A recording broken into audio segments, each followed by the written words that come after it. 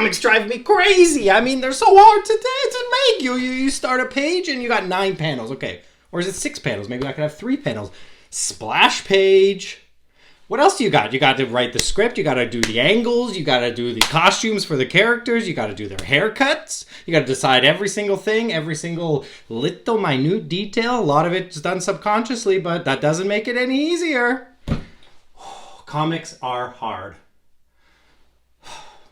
Why so hard? We're going to go through that today. Okay? The funny intro's over. We're going to get right into the fact that comics are so difficult to make, to draw, to produce, and then to find a publisher for and a readership for. We're going to get into all that, especially near the end. There's going to be some good bits. So, thank you for checking in on the video. Thank you so much for coming along for another kind of exploration of art and comics. Please like and subscribe if you like the video, and if you just subscribe to the channel in general, that would be really wonderful. I just hit 50 subscribers, so I'm feeling pretty good about myself. But with your help, we can get to 51, so let's do it. Okay, so what am I actually talking about? That's probably what a lot of you are wondering right now. Well, what I am talking about is why comics are so darn hard to make. You know, it's not going to be a whingy video. The last thing I want to hear is sort of a comic artist saying how hard the thing they're choosing to do is. Oh, Yves, it's so hard. I can't get anything. I can't get any readers. I can't get any of this stuff. Fine. We'll go into all that. But what I'm talking about is the actual seemingly insurmountable task of creating a long-form comic, a graphic novel, creating a regular serial comic, a comic strip, all these things. They all just have these really difficult aspects to them. So let's dive in. The first things first, you have to learn everything. That's point 1. Learn everything. Oh, okay. Super easy, right? What if I just do 10,000 hours like they say? Nope, you have to learn everything. Okay, what I mean by that is that in order to be really good at comics, you have to have a sense of all of the aspects of it. So even if you're not an inker, if you know, maybe you just draw, you just do the penciling, you don't really know about inking, or you don't do any inking, you don't do much writing, all this sort of stuff. You just read a script, you draw, you pass it on. You still have to understand what's going to happen after you pass it on. You have to learn the nuances of black and white once it's inked, and then the coloring, and then the layering, all the stuff that's going to be done later. Or if you're going to write and draw your own comic, which is a route that so many creators go down, you're going to have to do all that stuff yourself, all of it, or pay an exorbitant amount of fee, outsourcing it to other artists to color for you, to draw for you. Yeah, you can pay them one-off fees, and it doesn't come out of your advance and your royalties necessarily, but it's still like not inexpensive to hire a colorer, to hire someone to lay out the pages, to produce it, to edit it. You know, say you're not working with publishers, say you're self-publishing, say you're doing online comics. So you have to learn everything, really. You have to learn the fundamentals of storytelling, of layouts, of panels, of character design, of character development. But then you also have to figure out how to draw, how to draft, how to create, how to design a character, what a way to differentiate between characters. You have to figure this all out. Of course, the best way to do it is to go get a really expensive university degree. No, of course not. The best way to do it is do what they tell you at university. Read lots of books. We know that. You read through comics and you end up figuring out lots of cool stuff about them. You know, we know that happens, and that's really cool. So go out and read. Go to your library, pick up every comic you can read and read it. I'm really surprised by how much I learned from, say, Archie comics, which to me are always considered just kind of like, even still, quite throwaway. I know a lot of people like the characters, but they're just produced with such a, you know, voraciousness, and they stick to these really tight characters that they're just producing so blah, blah, blah, trying every single thing. Oh, I hit the mic. Hopefully that's okay. So, right. But even in Archie comics, I learn a lot. I learn so much. So read everything in order to learn everything, in order to be at least slightly proficient in every aspect of comics. And at that point, maybe you can make a perfect comic. Maybe you can make a brilliant comic.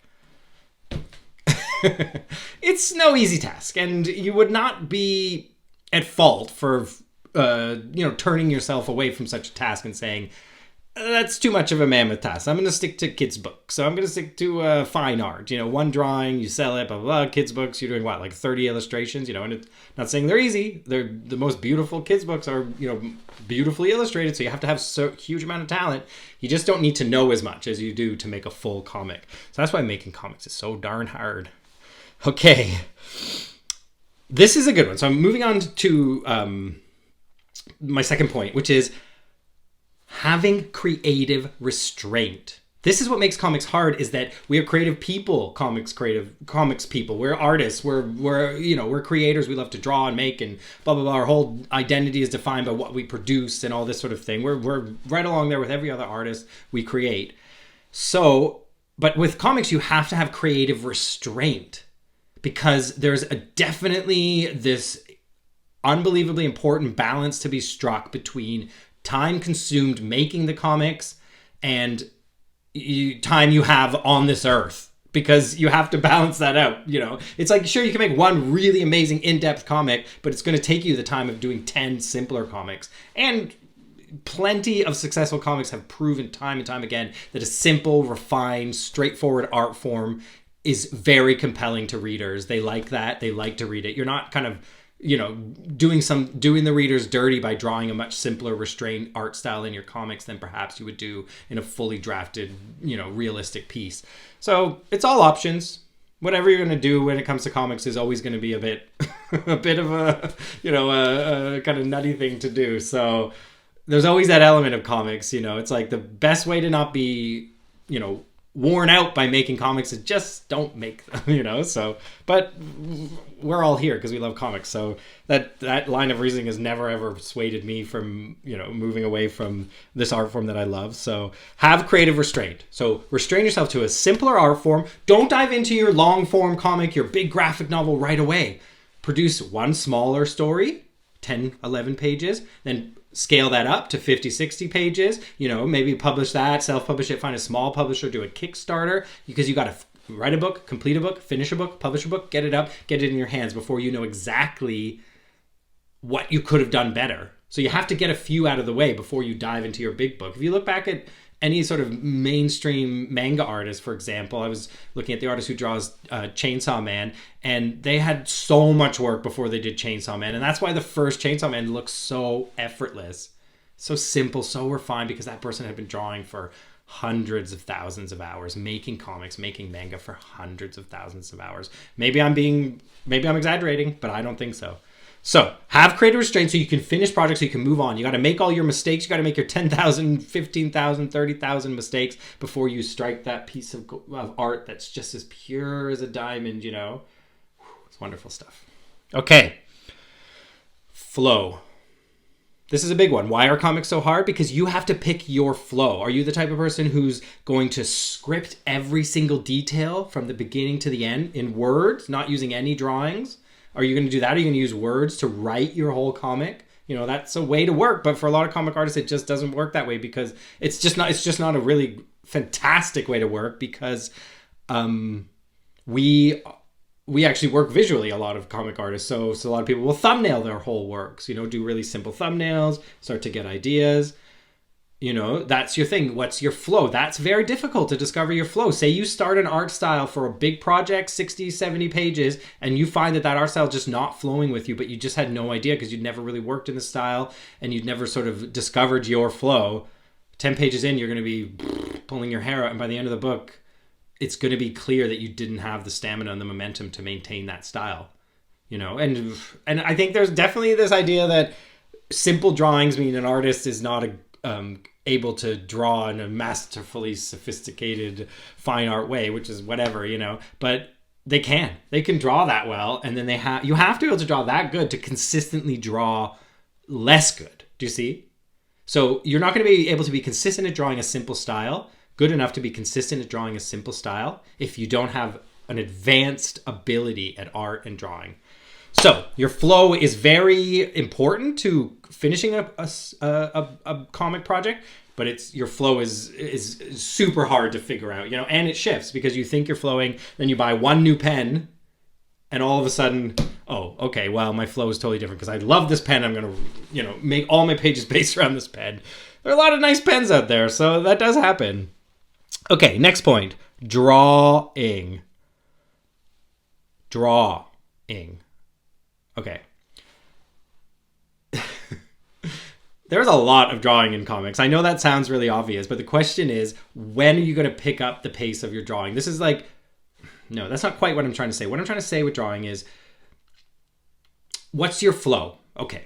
I guess this is a sub point of flow, because your drawing style, it really affects your flow. For example, there's one comic artist I know, and he works in a way that he'll draw every character. So he'll take his main character, he'll draw her in every single panel that she appears throughout the whole book all at once. So he spends a week, a couple days, just drawing her in every single panel that she's in. Then he'll go back and he'll draw the next character in every single panel they're in. Anytime buildings appear, he'll draw the same building, say it appears in several different shots over and over again. Doesn't matter where it is in the book. Fascinating. So what's your drawing style? That's a tough one. That's a tough one to figure out. Okay, the next point on why comics are so hard is just such a fun one. But editing is a nightmare in comics. With text, you take your old document from your prose novel, you copy paste it, you start editing your second one. They even track your edits as you go. But if you've hand drawn a whole comic, it becomes so difficult to go back and redraw it. So editing becomes extremely difficult, which again goes back to flow. Do you write your whole script to make sure you got the points right down? Do you just draw as you go, knowing you're probably going to have to redraw like 20% of these pages, which is hundreds of hours of redrawing, which, it sounds hard or awful, but actually for me, that sounds kind of fun. So I might actually go for that option just to make sure that at the end, I can put in 100 extra hours to refresh some old drawings and make them look better. I think that's pretty cool. So, editing is a nightmare, and that's one of the big things that's always going to be with comics. Some publishers demand you submit a written text script of your whole comic first, which is so weird. It's so weird. If you're a publisher out there doing that, stop doing it, because it's inconducive to the way comic artists work. We don't necessarily write scripts. We write and we draw. I cannot submit to you the whole thing, and it's going to really stifle the flow and the potential for discovery. That's the big thing, the potential for discovering new and exciting ideas, because you are in a space where you just don't really know what's going on and you're experimenting and you're hoping it'll all come together. I recently heard Tilly Walden, when she was doing her 24-hour comics this year, she was working on book 2 or 3 of Clementine, and she was saying that what she's discovered over all these years of making comics, and when she says she's discovered a secret about making comics, I listen, because she is very wise, And what that wisdom has shown her is that the main thing with a comic is simply pushing through. Keep going. Just keep pushing. See, if it's a script, you can't do that. You can't write it all at first. You're gonna have to go and spend 9 months drawing. No, the discovery comes throughout the whole thing. Imagine working on a book for 6-7 months and knowing that there are still discoveries about the book down the line.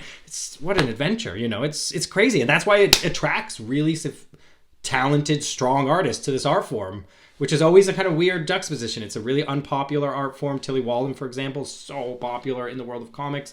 Probably, a little bit popular outside of comics, like Alan Moore, same thing. Maybe the name Stan Lee is broken through, but name one other comic that's broken through into like one other comic artist or writer or creator that's broken through into like mainstream media, where there's hundreds of fine artists and stuff. So it's just not how it works in Western art for us. Okay, editing is a nightmare, but if you push through, if you listen to Tilly Walden, you push through, you just keep working, and then you submit to doing more hours at the end to finish and bring the project together with all that, you're going to get something really nice. But don't get me wrong, it's going to be hard. I know I'm going a bit heavy on this idea of it being hard, but it is. It's difficult stuff, but it's super fun. Okay. Fast reading. This is an interesting one, because this is not necessarily about why comics are hard to make, but why comics are harder for makers of comics. So you make this comic, you spend so much time laboring over every page.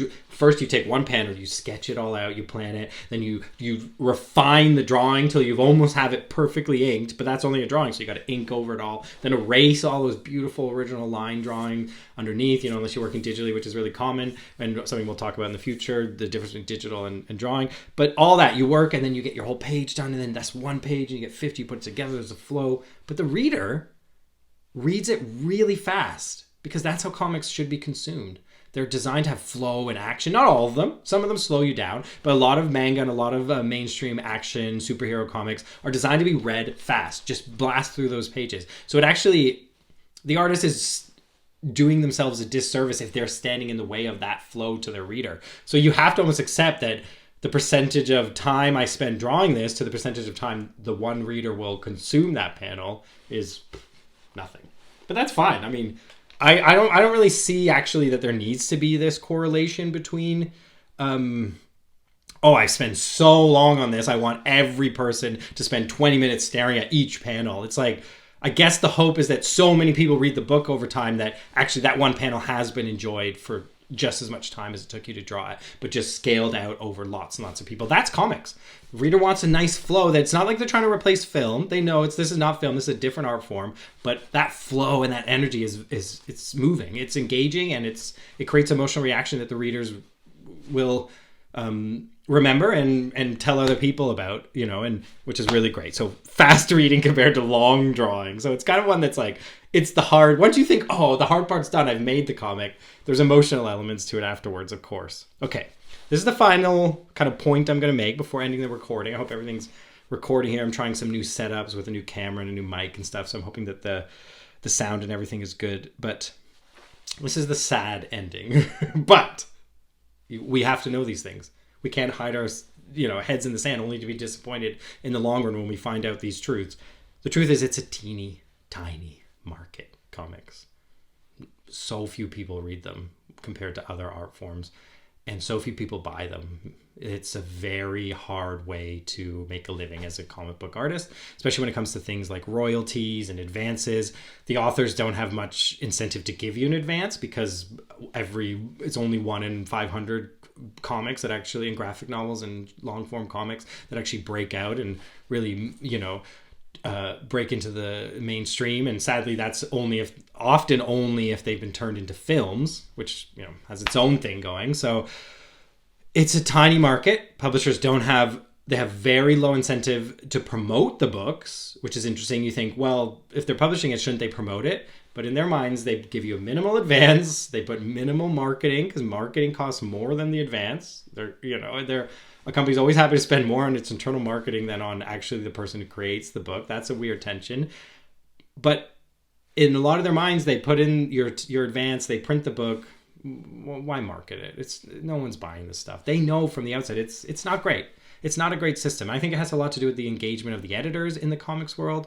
That they're coming from the world of publishing and not the world of comics. They're moving into comics through publishing, and to them, they're like, this is such a weird art form, but it is what it is. I got this job. I'm just going to market it. But really, we're our own community comics people, and we should all be working at the big publishers. You should have comics people there working, or expect your comics to sell less, which I think in the end is what they've done. They just said, we'll give a little advance, we'll bring out some long form comics and some graphic novels so that we seem kind of on trend, and it's a way to sell another book in our line of books to the same people who read our books. So say everyone reads their books on golf, they'll publish a comic about golf so they can then send another book about golf to their golf readers because they don't have a comic yet. You see, it's an add-on, it's a novelty at some points, and that's just what it is. No one's saying, publishing is perfect or it should improve, because there's not much money in publishing to begin with. That it's not like these billions of dollars are just going to like the CEOs while everyone's just kind of getting on. And that's what you see when you go to any book fair, any publishing fair, any comics fair. It's passion. These people love books. They love reading books, making books, talking about books, picking up books, smelling books, they love it all. And that's the passion. And once you start to see that, you realize there's a real huge community of book lovers, because almost, I'd say almost all humans who've educated themselves have done that through reading books, as much as anything else. So they're very close to our hearts, books. They're very something special. And you see that in these fields, because these people are not trying to, as I say, make tons of money. They're not trying to be huge profiteers. They love publishing and they love what they do. And sadly, that means that there's just not a huge amount of money going around, and perhaps maybe not a huge hunger to make big profits. And I think big profits obviously could help comics. You know, if we just got a comic book that just was really blasted through into the bestseller list and stuff. And they do happen. They just don't happen enough. You know, we got, I'd say, one for every 500, as I said. So maybe that's controversial, but that's how I feel. I'm working on my long form comic right now, and I even assume it'll be one of the 500 and not the one that really, breaks through, because I guess I underestimate my ability, or perhaps I realistically understand the market. But either way, I'm just going to make the book the way I want, for readers. It's for the reader, but it's made with a pure creative intention. So The Artistic Haunting, that's my long form comic. That's going to be coming up soon. And that does it. We went through our 6 points as to why comics make you want to pull your hair out of your head. But in the end, we just keep our heads down. We keep drawing. We get those hunchbacks. You know, we look outside, oh, sunny day, but we just sit there, keep drawing, we keep writing, we keep working, we keep dreaming. And those dreams are what's going to take us to the next level as artists and as people. So dream away, okay? I'm going to end it there. I love you all so much. This has been really great. I've gotten a lot of nice feedback, really cool stuff. People that are clearly like seeing what I'm seeing, and it's getting them thinking. You know, I don't want you to agree with me on anything or everything. But I also don't want you to attack me, of course, and say that I'm totally wrong about everything. But I want discussion, and I want the conversation about art to keep going. Art has been a discussion for millennia. The artists you love, they were discussing it. The artists in the future will be looking at what you made as your point in this discussion. And that's what we're doing here. Okay, take care. Take care of yourselves. Take care of each other. And go make some beautiful, beautiful art. Can't wait.